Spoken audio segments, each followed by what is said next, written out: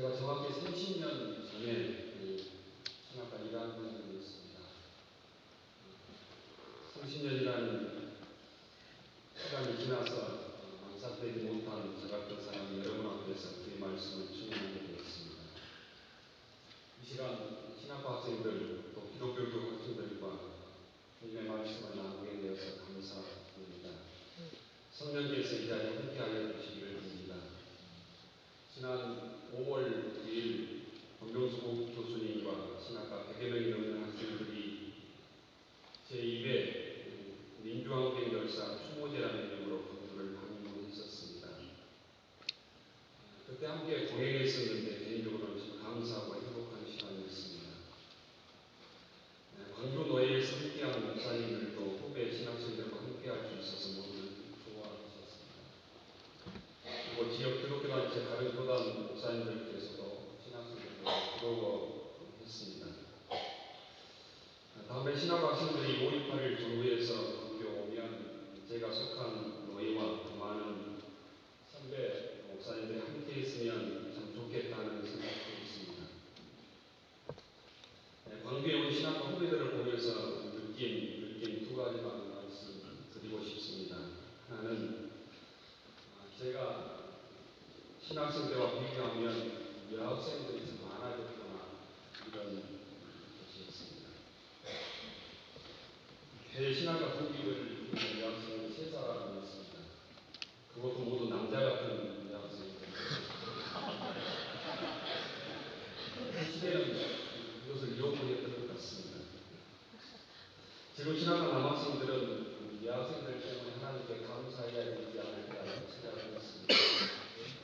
또한 여학생에게도 식사한끼를 사줘야 될 것 아닌가 이런 생각을 했습니다.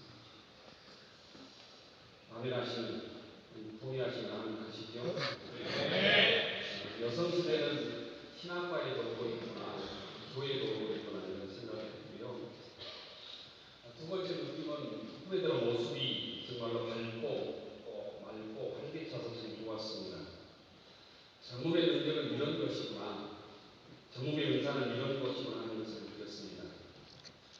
제가 다니던 신학교 시절은 어둡고 좀 칙칙했습니다. 지금 돌아보면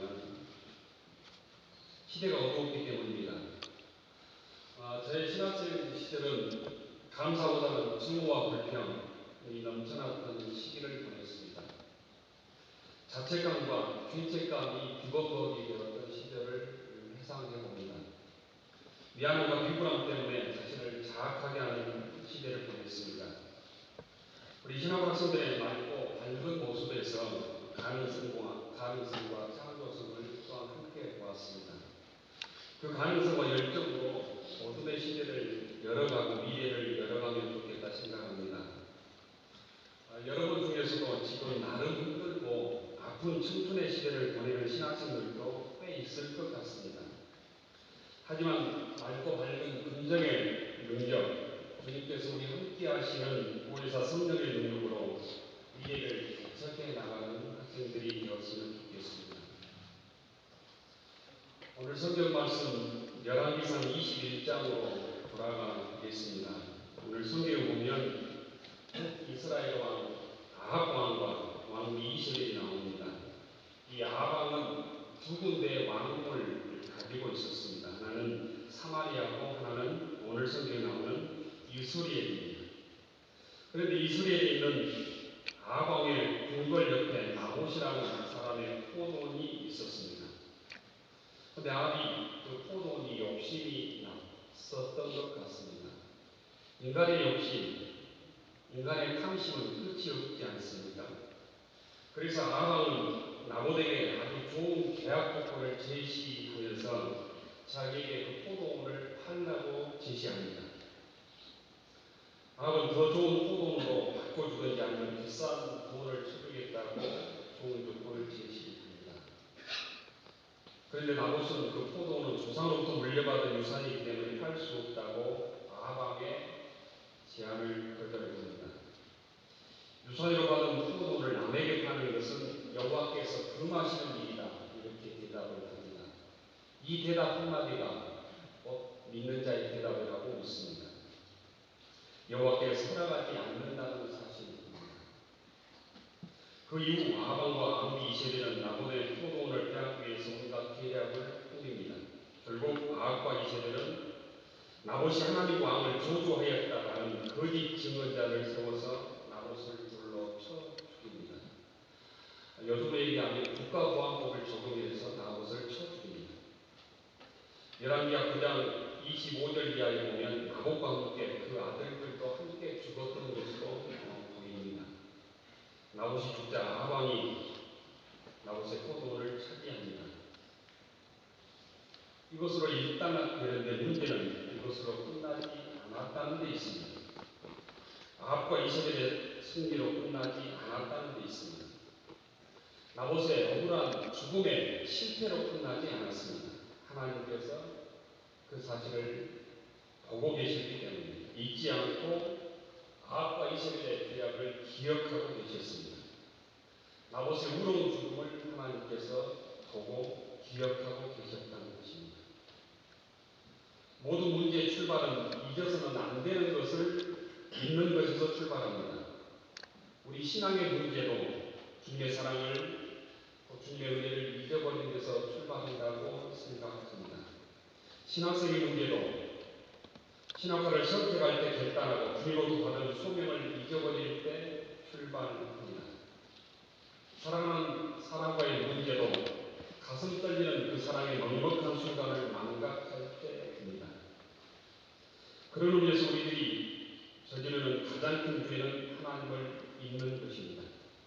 그것은 단순한 실수가 아니고 망각은 의도적인 배반이라고 할 수 있겠습니다.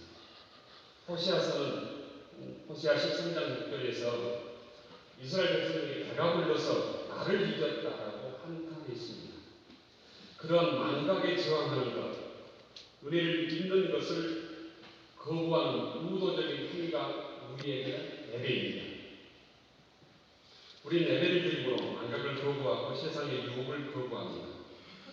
기독교인들은 2000년 동안 주님의 십자가의 죽음을 넘어서서 부활을 주일마다 반복하여 기억함으로 불의한 세상을 이겨왔습니다. 불의한 세상의 유혹을 이겨왔고 또 믿음을 지키고 복음으로 세상을 변화시켜 왔다는 것입니다. 무엇 때문에 우리는 기념일을 지키며 기념비를 세우고 기념관을 세웁니까? 그리고 무엇 때문에 우리는 창립 기념주일 예배를 드리고 학교는 개교 기념일을 지키며 기념 예배를 드립니다. 그것은 잊지 않기 위함입니다. 망각에 저항하기 위함입니다. 아합과 이세벨이 나봇을 죽였던 사건은 성경에만 있었던 것은 아닙니다. 우리의 기억에서 사라지고 이미 희미해졌지만 33년 전에 제가 살고 있던 광주에서도 이와 비슷한 일이 있었습니다. 권력의 눈먼 정치 군인들에 의해서 광주 시민들이 학살당한 사건이 있었습니다. 우리는 이것을 5.18 광주 민중항쟁이라고 부르고 역사를 통해서 그렇게 부릅니다. 광주 시민들에게는 지금도 아픔과 트라우마로 5.18은 남아있고 벌써 그 시간이 33년이 흘렀습니다. 지금 빛고 올 광주는 5.18 33주년 기념주간입니다.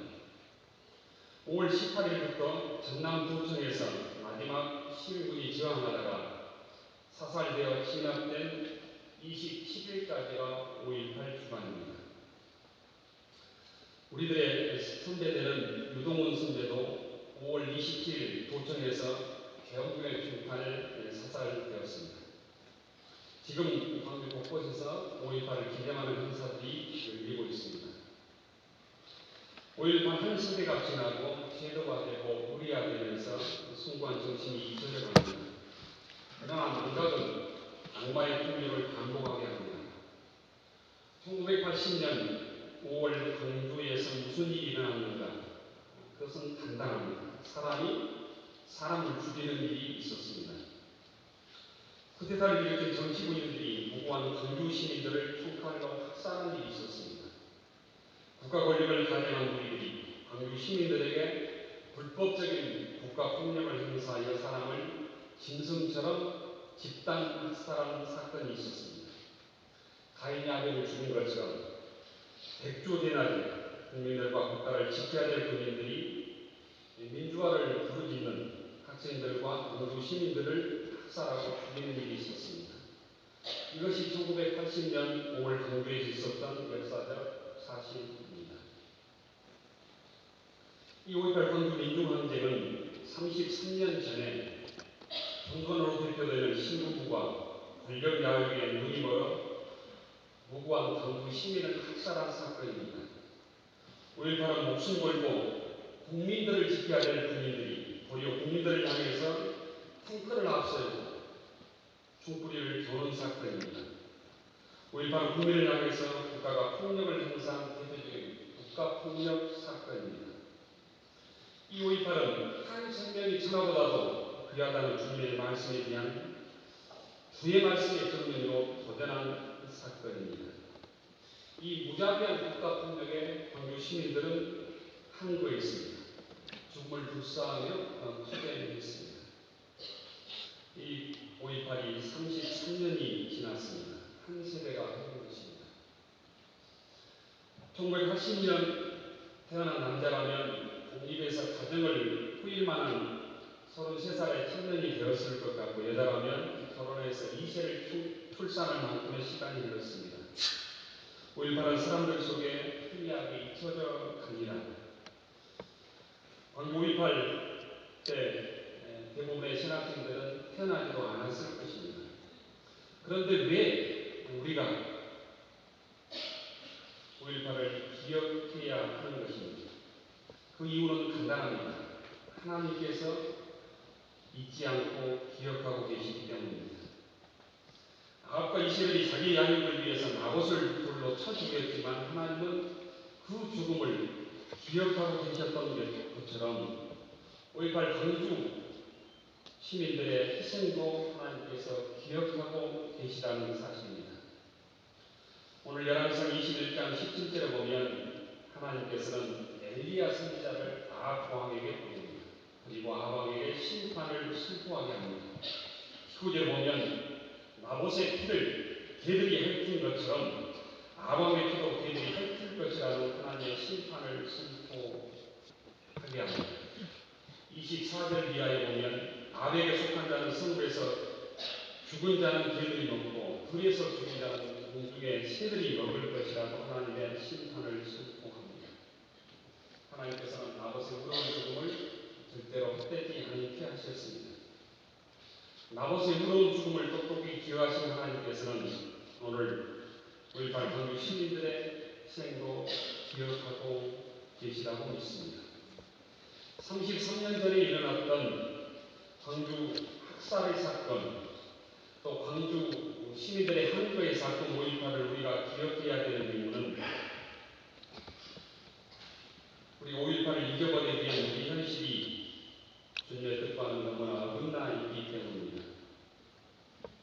올해 5.18 광주 민중항쟁 33주년에 5.18 정신을 이 나라가 어떻게 개선하고 창조적인 에너지로 승화시킬 것인가가 아니었습니다. 5.18 국가 기념식에 임을 위한 민중국을 부르면 된다, 안 된다. 부르기는 부르는데 합창은 되고 제창은 안 된다. 이런 천박한 수준에 머물러 있었습니다. 우리가 부르는 노래는 역사를 담고 있습니다. 그 사건의 정신을 담고 있습니다. 이 땅의 권력자들과 기득권자들은 아합처럼 이세벨처럼 노래 경기를 통해서 어떻게 하면 5.18 정신을 폄하하고 훼손하는 데는 몰골하고 있는 것입니다. 또한 조선, 동아, 메이저 언론들이 운영하는 종편들을 통해서 5.18은 그간 간첩들이 침투해서 생긴 사건으로 종북 좌파 빨갱이들이 일으킨 사건으로 역사를 왜곡하고 5.18 희생자들을 모독하고 광주 시민들의 명예를 심각하게 훼손하고 있습니다. 우리가 5.18을 기억하지 아니하면 그 정신을 믿음으로 이어받지 못하면 우리 사회는 언제든지 다시 야만의 시대로 회귀할 수 있기 때문에 우리는 5.18을 기억해야 하는 것입니다. 그뿐만이 아닙니다. 우리가 다시 이 시간 신앙의 5.18을 기억해야 되는 또 다른 이유는 나도 모르는 사이에 바다에 물을 끓고 흔들리는 우리의 얄팍한 믿음 때문입니다. 이웃이야 죽든 말든 나만 살면 상관없다는 이기적인 우리의 모습 때문이기도 합니다. 또한 형식적인 신앙생활과 정성에 빠져버린 예배를 드리고 있는 우리의 모습 때문에 다시 5.18은 우리가 기억돼야 하는 것입니다. 학생들 여러분, 이제는 또한 5.18 광주 민중항쟁의 이걸 기억하는 것에서 넘어서서 역사 속에서 주님께서 5.18 정신을 통해서 이 역사에 주신 소명을 감당하는 것으로 발전해야 할 것입니다. 전도서 11장 1절에서 하나님은 너는 내 떡을 무리에 던져라 여러 날 후에 도로 찾으리라 이렇게 말씀을 합니다. 오늘 우리 성경의 번역은 돈이 있으면 무역에 투자해라 여러 날 뒤에 너는 이윤을 남길 것이다 이렇게 번역을 해두었는데 옛날 개역 개정판에 보면 너는 내 떡을 무리에 던져라 여러 날 후에 도로 찾으리라 이렇게 번역을 하고 있습니다. 저는 옛날 번역이 훨씬 잘된 번역이라고 생각을 해봅니다.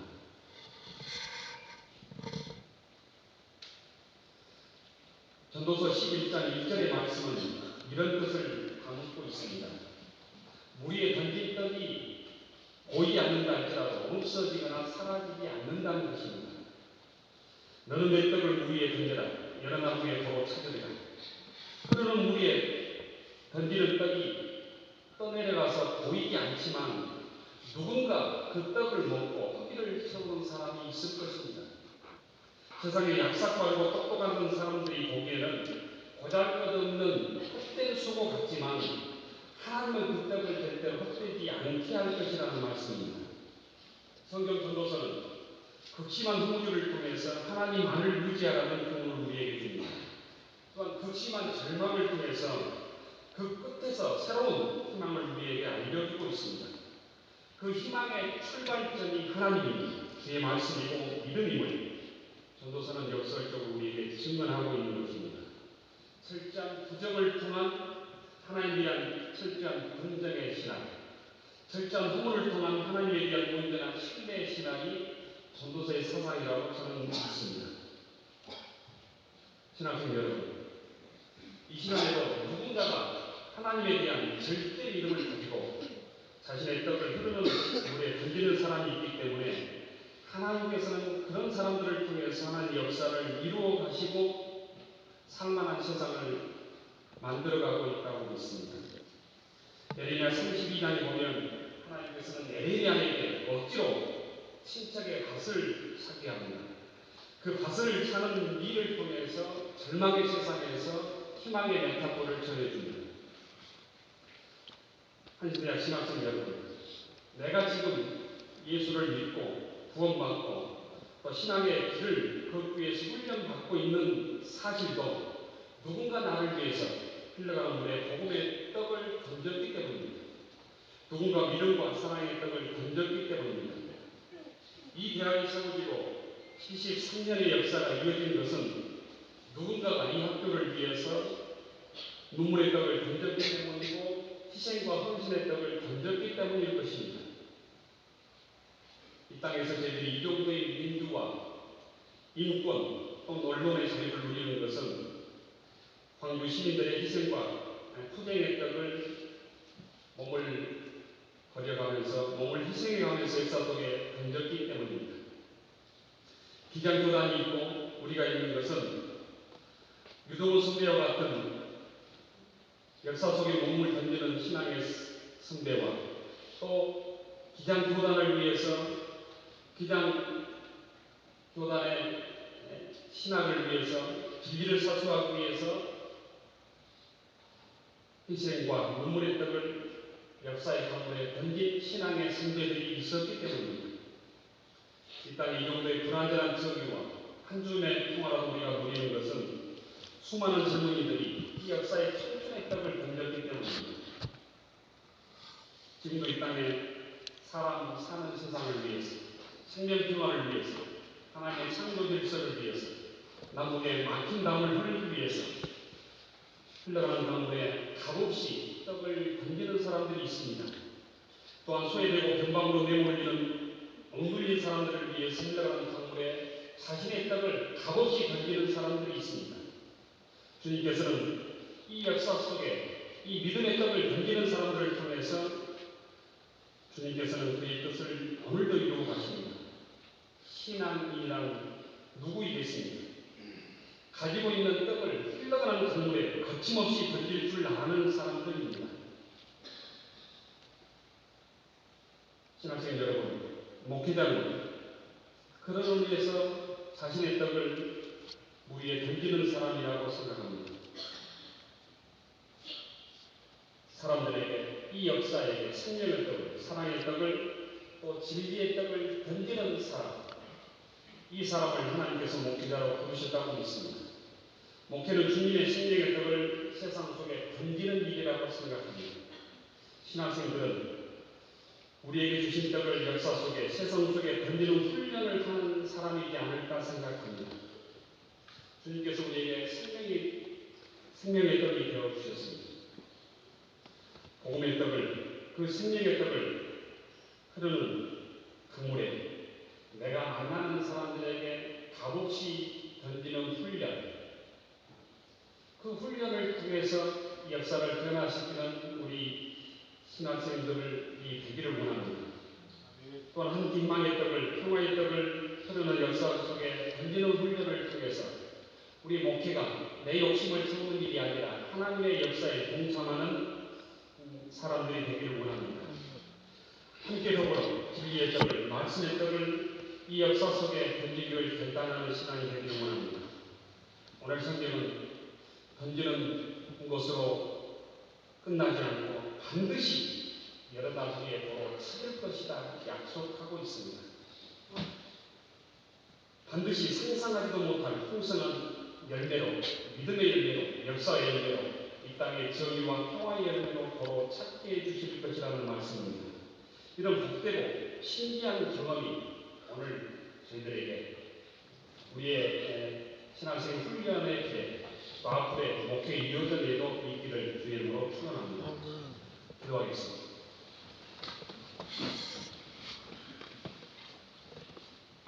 자비하신 하나님, 그들을 주의 선지 정복단에 불러주셔서 목회 훈련을 받는 신학생으로 공부하며 훈련케 하심을 감사합니다. 흐르는 역사의 물에 이웃들에게, 이 사회에게 우리가 가지고 있는 떡을 값없이 던지게 하옵소서.